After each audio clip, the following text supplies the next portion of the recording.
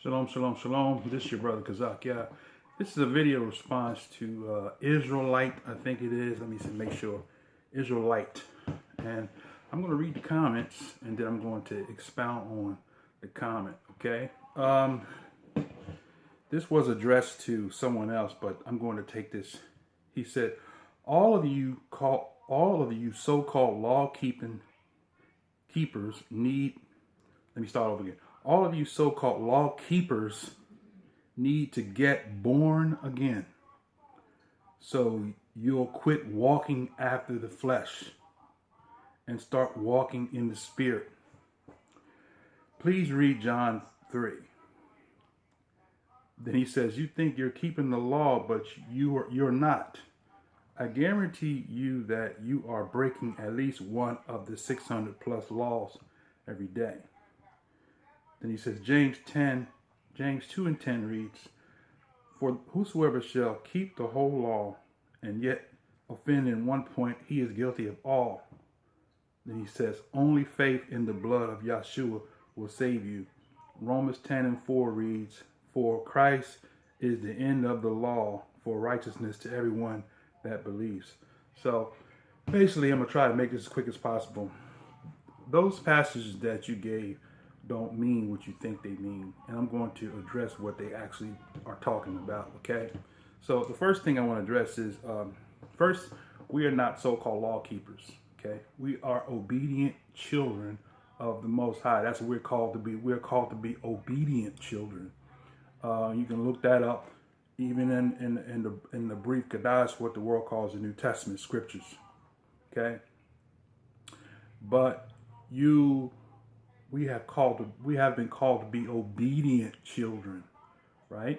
So obeying the Most High in all that He said, man shall not live by bread alone, but by every word that proceeds out of the mouth of Yah does man live. So what He said then and what He's saying today is what we live by. Now, second point, He says, if you so you'll quit walking after the flesh. So if you go to Galatians 5, and I'm not going to. Well, I'll tell you what. I'll go there and read it right quick. Okay, Galatians 5. It says, walk. Hold on one second. Let me get that first. Galatians 5.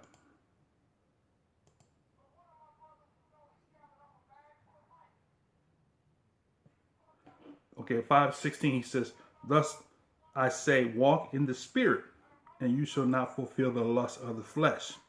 For the flesh lusteth against the spirit, and the spirit against the flesh, and these are contrary the one to the other, so that you cannot do the thing which you would.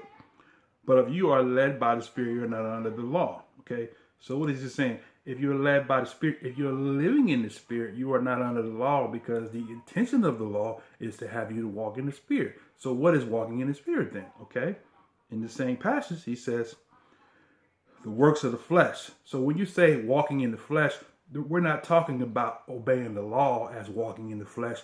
Obeying the law is walking in the spirit, because walking in the spirit is designed to have you to live and to do what he says here. If you're led of the spirit, you're not under the law. The works of the flesh are adultery, fornication, uncleanness, that deals with unclean meats, unclean lifestyles, and everything that we do that the Most High rejects, right?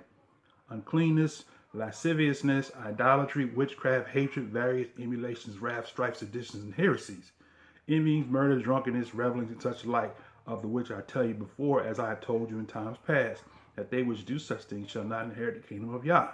Okay, so that's walking in the flesh. Okay, walking in the spirit is walking in what? Love, joy, peace, long-suffering, gentleness, goodness, faith, meekness, temperance, and such there is no law against. So the law that the Most High gave us, the commandments that the Most High gave us, how to treat each other, the primarily, what people don't understand is that all of the laws that you want to call 611 laws, they connect to the laws of the 10, which is what the world calls the Big Ten.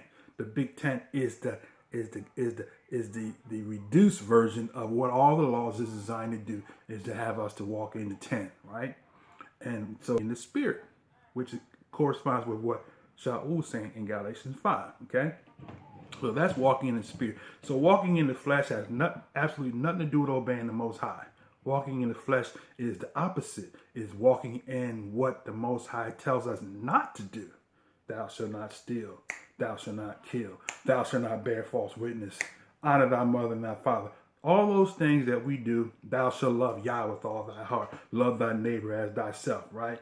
It says the Most High said he would visit the iniquities of the sins of the fathers to the third and the fourth generation of them that hate me, and showing mercy unto thousands of them that love me and keep my commandments, right? That's what the Most High said. Now, I got 1 minute left, okay? So now he says, I dealt with that. So James 10:2 says, whoever shall keep the whole law shall offend in one part is guilty of the whole law. That's right. That's the reason why he said that. He did not say that for us to not to obey the law. He said that for us to get into the practice of obeying the law. Because if you offend in one point, if we're going to keep the law, let's strive to be perfect and to walk in obedience to the Most High and not just break, okay, I'm going to do this part here, but this part here I can't do. That's what he's saying. Whoever breaks one part of the law is guilty of the whole law, because when you don't do the whole law, the goal is for you to walk in the spirit, which is to be obedient, which is to keep the whole law, not just parts of it. That's why he said that. Now, last but not least, Romans 10:4, he says, for Christ is the end of the law, for righteousness to everyone that believes. So he that believe, right? He that believe what the Most High said is going to do what the Most High said, because when you are walking in obedience, what Paul said, that which is done away with, that which is perfect, when that which is perfect comes, that